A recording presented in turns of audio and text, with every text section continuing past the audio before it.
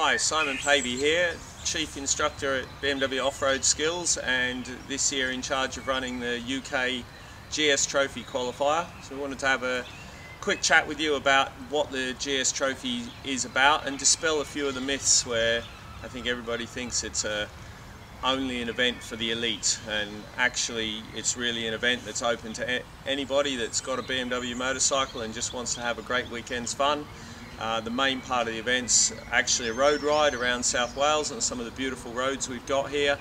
A little bit of a treasure hunt as you go along, find some things out, little different tests to go along. But as I say, it's just designed for everyone to have some fun. It's heavily subsidised by BMW, so it's only £99 for the day's riding. It includes a hog roast on the evening of the first day, and then you know, depending on what your results are, there's a second day's riding as well. All the off-road challenges take part on our bikes, and every challenge you can choose to do or not. It doesn't matter. It's about coming here and having some fun. So we brought along Steve Rose here.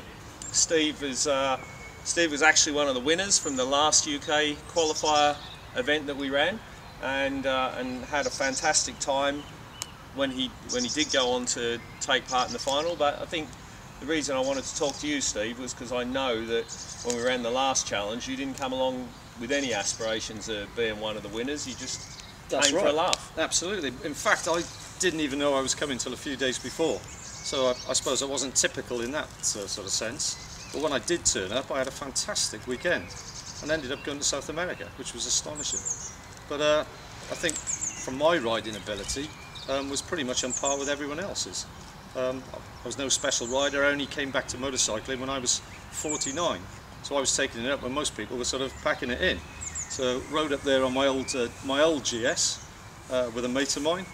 Got there late in the morning to sign on with you guys.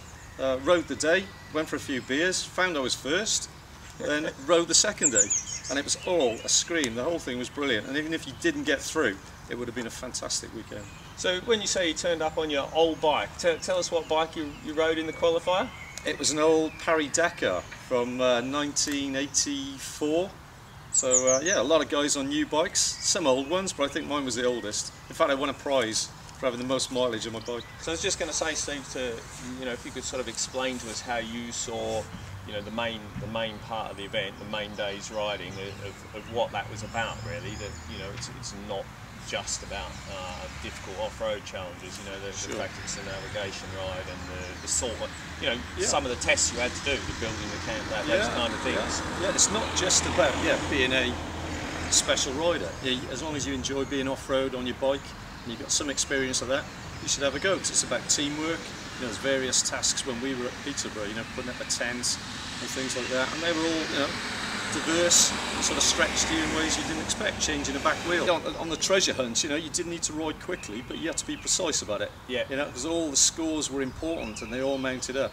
And some people maybe just charged through it a bit quick, but we took our time. We got a full score on that, and I think that's basically what got me through to the final. Because I don't know what happened to you, but I remember there was the one where you had to find out which queen was beheaded in the little village, or I can't remember the village's name, but I heard so many different stories about how people found the answer to that some people were like going to the local church and asking the vicar, and other people spent hours looking for a sign at the other end. There was sort of a multitude of ways to solve the problem. Yeah, and ours were none of that. We asked an old lady and she knew the full story, so that was great. So that took too long. Yeah, we wrote all that down and that was perfect. So it was about being sort of resourceful and approaching it from a different angle maybe, and that's the sort of thing you need to be able to do when you're on the GS Challenge. It's not about just the riding. You need to be working as a team, thinking outside the box, and I think that's the way to get on with it. Yeah, so I think that's the sort of message that for me I want to get across, is it's just for £99 you're gonna have a great